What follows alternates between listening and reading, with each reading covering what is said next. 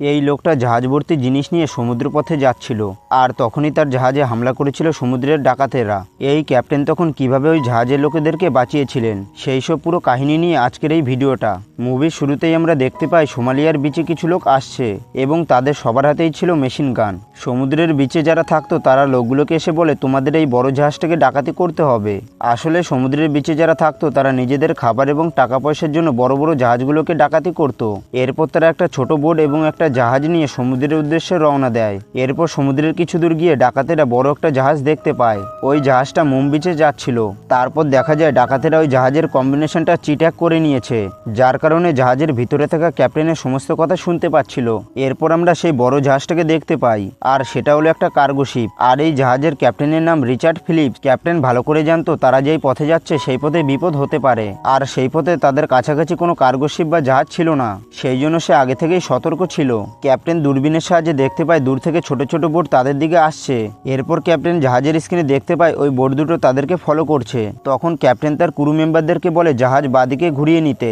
এরপর তারা যখন জাহাজটাকে বাদিকে ঘোরায় তখন ক্যাপ্টেন দেখে জাহাজের সাথে সাথে ওই বোট দুটো বাদিকে ঘুরে যাচ্ছে আর তাদের জাহাজকে ফলো করছে, এমনকি তাদের দিকে এগিয়ে আসছে। ক্যাপ্টেন তখন বুঝতে পেরে যায় তাদের জাহাজকে ডাকাতি করতে আসছে। তাই ক্যাপ্টেন এই ইনফরমেশন আমেরিকান নেভিকে পাঠিয়ে দেয়। অপারেটর তখন ফিলিপসকে বলে তোমরা জাহাজের সমস্ত দরজা বন্ধ করে দাও, তোমাদের জাহাজ যারা ফলো করছে তারা জেলেও হতে পারে, হয়তো তারা সমুদ্রে মাছ ধরতে এসেছে। ক্যাপ্টেন তখন বলে আমি জানি ওরা সমুদ্রে মাছ ধরতে আসেনি। এই কথা বলে ক্যাপ্টেন ফোন রেখে দেয়। এরপর ক্যাপ্টেন আবারও দূরবীন দিয়ে ওই বোট দুটোকে দেখতে পায়। ক্যাপ্টেন দেখে বোট দুটো তাদের থেকে 1 মাইল দূরে রয়েছে। যেহেতু বোট দুটো তাদের কাছে চলে এসেছে সেজন্য ক্যাপ্টেন সবকিছু ভালো করে দেখতে পাচ্ছিল। এমনকি বোটের ভিতরে যারা বসেছিল তাদের সবার হাতেই বন্দুক ছিল। এবার ক্যাপ্টেন পুরোপুরিভাবে কনফার্ম হয়ে যায় ওই বোটে যারা রয়েছে তারা ডাকাতি করতে এসেছে। তারপর ক্যাপ্টেন জাহাজের রেডিওর সাহায্যে পুলিশের সাথে কন্ট্যাক্ট করার চেষ্টা করে, কিন্তু সে কোনোভাবেই পুলিশের সাথে যোগাযোগ করতে পারছিল না। ফিলিপস এটাও জানতো তার এই কথাগুলো তারা শুনতে পাচ্ছে, তাই সে বুদ্ধি লাগিয়ে ফোনে বলে সমুদ্রের ভিতরে দুটো বোট আমাদেরকে ফলো করছে, আর ওই বোটে কিছু ডাকাত রয়েছে, এমনকি তাদের পেছনে একটা বড় জাহাজও রয়েছে। এই কথাটা বলার পর ক্যাপ্টেন তার ভয়েসটা পাল্টে ফেলে এবং বলে 5 মিনিটের মধ্যে আর্মি হেলিকপ্টার তোমাদেরকে সাহায্য করার জন্য পৌঁছে যাবে। আসলে পুলিশের সাথে ক্যাপ্টেনের কোনো কথা হয়নি, সে পুরোপুরিভাবে অভিনয় করেছিল, কারণ সে ভালো করে জানতো তার এই কথাগুলো ডাকাতরা শুনতে পাচ্ছে। তাই তাদেরকে ভয় দেখানোর জন্য এই বুদ্ধিটা কাজে লাগিয়েছে এবং তার এই বুদ্ধি কাজেও লেগেছিল।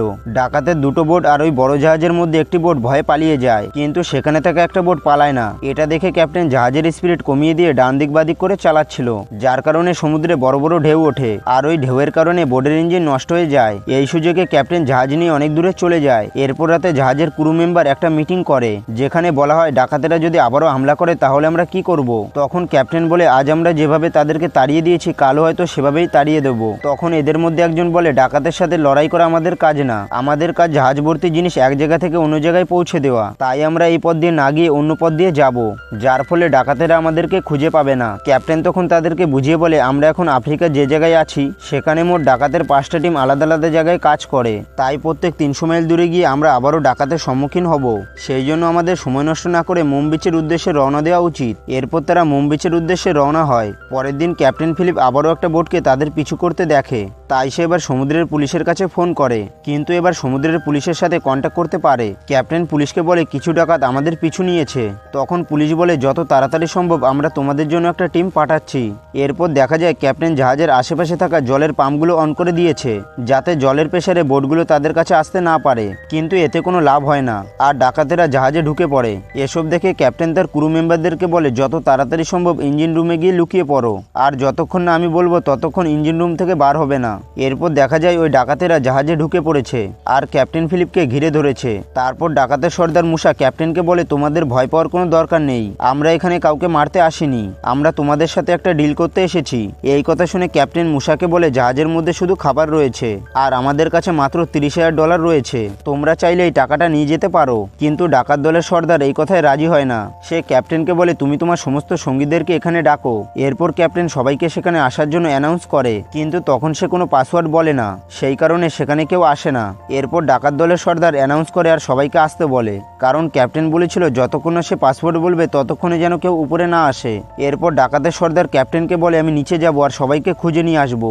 তখন ক্যাপ্টেন বলে ঠিক আছে, আর বলে তোমাকে লক্ষ্য রাখতে হবে নিচের এমার্জেন্সি লাইট যেন বন্ধ হয়ে না যায়, যদি লাইট বন্ধ হয়ে যায় তাহলে তুমি সেখানে কিছু দেখতে পাবে না। ক্যাপ্টেন যখন এই কথা বলছিল তখন তার ওয়াকিটকিটা অন করে দিয়েছিল, যাতে যাতে করে জাহাজের সব ক্রু মেম্বাররা তার কথা শুনতে পায় আর তার আগে এমার্জেন্সি লাইটটা অফ করে দেয় যাতে করে ডাকাতেরা তাদেরকে খুঁজে না পায়। এরপর ক্রু মেম্বারদের মধ্যে একজন চলে যায় জেনারেটর বন্ধ করার জন্য, আরেকজন চলে যায় খাবারের জল নিতে। এরপর দেখা যায় ক্যাপ্টেনের সাথে ডাকাতের সর্দার এবং আরও দুজন মেম্বার নিচে যাচ্ছে। ক্যাপ্টেন তখন ইচ্ছে করে তাদেরকে ভুল জায়গায় নিয়ে যাচ্ছিল যেখানে ক্রু মেম্বাররা ছিল না, কিন্তু যেতে যেতে মুসা জাহাজের গায়ে একটা ম্যাপ দেখতে পায়। ম্যাপ দেখে মুসা বুঝে যায় জাহাজের ইঞ্জিন আরও সামনের দিকে। তাই সে ক্যাপ্টেনকে বলে আমাকে সবার আগে ইঞ্জিন রুমে নিয়ে চলো। ক্যাপ্টেন বলে ঠিক আছে, কিন্তু ইঞ্জিন রুম খুবই গরম, তাই আমাদের সঙ্গে করে জল নিয়ে যেতে হবে। এরপর ক্যাপ্টেন ডাকাতদেরকে সঙ্গে নিয়ে জল ও খাবার আনতে যায়, কিন্তু জল আনতে আগে থেকে জাহাজের একজন ক্রু মেম্বার গিয়েছিল। ওই রুমে ঢুকে ক্যাপ্টেন তাকে দেখে ফেলে। ক্যাপ্টেনের পিছন পিছন মুসা ওই রুমে ঢুকতে চায়। তখন ক্যাপ্টেন বলে তুমি পায়ে কোনো কিছু পরোনি, খালি পায়ে ঢুকলে তোমার পায়ে ব্যথা হতে পারে। এরপর তারা সেখান থেকে চলে যায় আর ওই ক্রু মেম্বার ক্যাপ্টেনের কথা শুনে নেয়। তাই সে ওয়াকিটকির মাধ্যমে বাকি ক্রু মেম্বারদেরকে বলে ওরা তোমাদের দিকে যাচ্ছে আর বলে তোমরা দরজার সামনে কাচের টুকরো ছড়িয়ে দাও। তখন বাকি ক্রু মেম্বাররা দরজার সামনে কাচের টুকরো ছড়িয়ে দেয় আর ডাকাতেরা যখন সেখানে পৌঁছায় তখন তাদের মধ্যে একজনের পায়ে কাচের টুকরো ঢুকে যায়। তখনই সেখানে হঠাৎ করে লাইট অফ হয়ে যায়, কারণ যেই ক্রু মেম্বার জেনারেটর অফ করতে গিয়েছিল সে জেনারেটর অফ করে দেয়। এটা দেখে মুসা প্রচন্ড রেগে যায় আর ক্যাপ্টেনকে বলে এসব হচ্ছে কি। ক্যাপ্টেন মুসাকে বলে আমি কোনো কিছুই জানি না, আমি তো তোমার সঙ্গে রয়েছি, আমাদের এখন জাহাজের উপরে চলে যাওয়া উচিত। এরপর মুসা তার সাথী আর ক্যাপ্টেনকে উপরে চলে যেতে বলে। এদিকে মুসা একাই ক্যাপ্টেনের বাকি সাথীদেরকে খুঁজছিল। মুসাকে একা পেয়ে ক্রু মেম্বাররা তার উপর আক্রমণ করে এবং তাকে বন্দি করে। এরপর ক্রু মেম্বাররা অ্যানাউন্স করে তোমাদের সর্দারকে আমরা বন্দি করে ফেলেছি আর বলে তোমরা ক্যাপ্টেন এবং বাকি সাথীদেরকে ছেড়ে দাও, না হলে আমরা তোমাদের সর্দারকে মেরে ফেলবো। এরপর ক্যাপ্টেন জাহাজের উপর থেকে ওয়াকিটকির মাধ্যমে বলে আমি জানি তোমাদের কাছে কোনো বোর্ড নেই, তোমরা চাইলে আমাদের লাইফ বোর্ড আর $30,000 নিয়ে যেতে পারো। মুসা তখন ক্যাপ্টেনের কথায় রাজি হয়ে যায়। এরপর ক্যাপ্টেন $30,000 ডাকাতদের হাতে দিয়ে দেয় আর তারা মুসাকে ছেড়ে দেয়। মুসা লাইফ বোর্ডের দিকে যেতে যেতে সে ক্যাপ্টেনের পিছনে থাকা ডাকাতকে ইশারা করে আর বলে ক্যাপ্টেনকে তাদের সঙ্গে নিয়ে যাওয়ার জন্য। আর ওই ডাকাত ইশারা মতন ক্যাপ্টেনের মাথায় বন্দুক দিয়ে আঘাত করে। এরপর ডাকাতেরা ক্যাপ্টেনকে লাইফ বোর্ডে করে নিয়ে যেতে শুরু করে। তবে লাইফ বোর্ডের পিছন পিছন ক্যাপ্টেনকে বাঁচানোর জন্য তাদের ক্রু মেম্বাররা যেতে থাকে। অন্যদিকে দেখা যায় ক্যাপ্টেনকে কিডন্যাপ করা হয়েছে সেটা ইউএস নেভি জেনে গিয়েছে, তাই তারা সেখানে একটা ড্রোন পাঠিয়ে দেয়। ড্রোনের সাহায্যে তারা কন্টিনিউ লাইফ বোর্ডটাকে ফলো করতে থাকে। ডাকাতেরা ক্যাপ্টেনকে নিয়ে সোমালিয়া যাচ্ছিল, যেখানে আরও অনেক ডাকাতেরা থাকতো। সোমালিয়াতে যাবার পর তারা ক্যাপ্টেনের জন্য অনেক টাকা চাইবে, যার ফলে তারা ক্যাপ্টেনকে ছেড়ে দেবে। এরপর দেখা যায় ইউএস নেভির জাহাজ লাইফ বোর্ডের দিকে পৌঁছে গিয়েছে। নেভি জাহাজ দেখে ডাকাতেরা ভয় পেয়ে যায়। তখন ইউএস নেভির কমান্ডার বলে আমরা তোমাদেরকে এখান থেকে যেতে দেব, কিন্তু তার আগে তোমরা ক্যাপ্টেনকে ছেড়ে দাও। তখন মুসা বলে আমাদেরকে $10 মিলিয়ন দিতে হবে, তাহলে আমরা ক্যাপ্টেনকে ছেড়ে দেব। নেভি অফিসাররা বলে $10 মিলিয়ন অনেক টাকা, তাই আনতে সময় লাগবে, ততক্ষণে আমরা তোমাদেরকে কিছু খাবার আর জল দিতে আসতে চাই। মুসা তখন রাজি হয়ে যায়, কারণ তার কাছে কোনো খাবার বা জল ছিল না। এরপর ইউএস নেভি দুটো ছোট ছোট বোট নিয়ে তাদের কাছে পৌঁছে যায়। তখন তারা বলে আমরা আগে ক্যাপ্টেনকে দেখতে চাই। তখন মুসা ক্যাপ্টেনের মাথাটা বার করে তাদেরকে দেখায়। এরপর ক্যাপ্টেন নেভি অফিসারদেরকে জিজ্ঞাসা করে আমার ফ্যামিলি কি জানে আমি কোথায় আছি? তারা বলে হ্যাঁ, আমরা তোমার ফ্যামিলিকে সব কিছু জানিয়েছি। এরপর ক্যাপ্টেন বলে আমি লাইফ বোর্ডের 15 নম্বর সিটে আছি, এটা আমার ফ্যামিলিকে জানিয়ে দিও। আসলে ক্যাপ্টেন এটা ইউএস নেভিকে ইচ্ছে করে জানিয়েছে। এরপর ডাকাত দল দেখে মুসার নেভির মধ্যে কন্টিনিউ কথা হয়ে যাচ্ছে। তখন তারা ক্যাপ্টেনের কানের পাশ দিয়ে একটা গুলি চালায় আর মুসাকে তারা লাইফ বোর্ডের ভিতরে আসতে বলে। এদিকে নেভি অফিসাররা গুলির আওয়াজ পেয়ে তাদের বোটকে ফিরে আসতে বলে আর তাড়াতাড়ি ডাকাতের দল ক্যাপ্টেনকে নিয়ে সোমালিয়া পৌঁছে যাবে এবং তারা যদি ক্যাপ্টেনকে সোমালিয়া নিয়ে যায় তাহলে তাকে আর খুঁজে পাওয়া যাবে না। রাতে দেখা যায় ক্যাপ্টেন ডাকাতদেরকে বলে আমি টয়লেট করতে যাব। ডাকাতেরা তখন টয়লেট করার জন্য পারমিশন দেয়, তার সঙ্গে একজন ডাকাতকেও পাঠায়। ওই ডাকাতকে একা পেয়ে ক্যাপ্টেন তাকে সমুদ্রের জলে ফেলে দেয় আর সে নিজেও ঝাঁপ দেয়।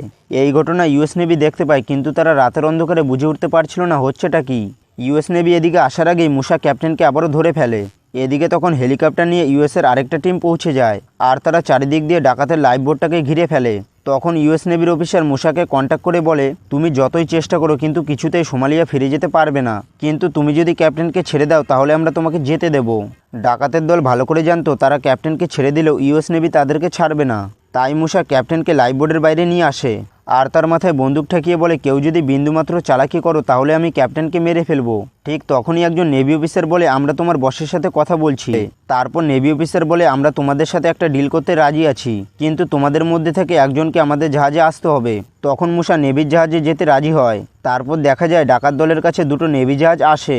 সেই ফাঁকে তারা লাইফ বোর্ডে একটা দড়ি বেঁধে দেয় যাতে ডাকাতের বোটকে নেভি অফিসাররা কন্ট্রোল করতে পারে। এরপর দেখা যায় ডাকাতের বোর্ডে নেভি অফিসাররা একটা কন্ট্রোলার লাগিয়ে দিয়েছে। ওই ডিভাইসের মাধ্যমে বোর্ডের ভিতরে যত কথাবার্তা হবে তারা শুনতে পাবে। এরপর ইউএস নেভি ক্যাপ্টেনকে পরার জন্য একটা ড্রেস দেয় এবং তাকে বলে এই ড্রেসটা পরে তুমি নিজের জায়গায় গিয়ে বসে পড়ো। এরপর ইউএস নেভি মুসাকে সাথে করে নিয়ে চলে যায়। এদিকে লাইভ বোর্ডের উপর বড় বড় লাইট দিয়ে ফোকাস করা হয়, যার কারণে তারা সামনে কোনো কিছু দেখতে পায় না। এরপর দেখা যায় ইউএস নেভির কাছে যেই স্নাইপার ছিল তা দিয়ে বাকি 3জন ডাকাতের উপর নিশানা করা হচ্ছিল, কিন্তু একবারে সবাই নিশানায় আসছিল না। এরপর দেখা যায় ইউএস নেভি ডাকাতের বোর্ডে যে দড়ি বেঁধে দিয়েছিল ওই দড়িটাকে টানতে শুরু করা হয়। অন্যদিকে ক্যাপ্টেন ভাবে সে হয়তো আর বাঁচবে না, তাই সে তার পরিবারকে একটা চিঠি লিখতে শুরু করে। তখন তাদের মধ্যে একজন ডাকাতের সাথে তার লড়াই শুরু হয়ে যায়। ডাকাত তখন ক্যাপ্টেনকে দড়ি দিয়ে বেঁধে ফেলে। এরপর একজন ডাকাত বলে এরা আমাদের সাথে গেম খেলছে। ডাকাতেরা তখন ঠিক করে ক্যাপ্টেনকে গুলি করে মেরে ফেলবে। এদিকে দেখা যায় স্নাইপারদের নিশানায় 2জন ডাকাত চলে এসেছে। তখন তারা ইউএস নেভিকে বোর্ডের দড়ি টানতে বারণ করে দেয়। লাইভ বোর্ডের দড়ি টানা বন্ধ করার সাথে সাথে একটা ধাক্কা লেগে যায়, যার কারণে 3জন ডাকাতই স্নাইপারের নিশানায় চলে আসে। সঙ্গে সঙ্গে স্নাইপার তাদেরকে শুট করে দেয় এবং 3জন ডাকাত সেখানেই মারা যায়। এদিকে ইউএস নেভির কাছে থাকা মুসা এসব ব্যাপারে কিছুই জানতো না। যখন নেভিরা কনফার্ম করে ফেলে 3জন মারা গিয়েছে এবং ক্যাপ্টেন সুরক্ষিত আছে, তখন তারা সাথে সাথে মুসাকে বন্দি করে ফেলে। এরপর তারা সেখান থেকে ক্যাপ্টেন ফিলিপকে উদ্ধার করে নেয়। আর বন্ধুরা, এখানেই মুভিটা শেষ হয়ে যায়।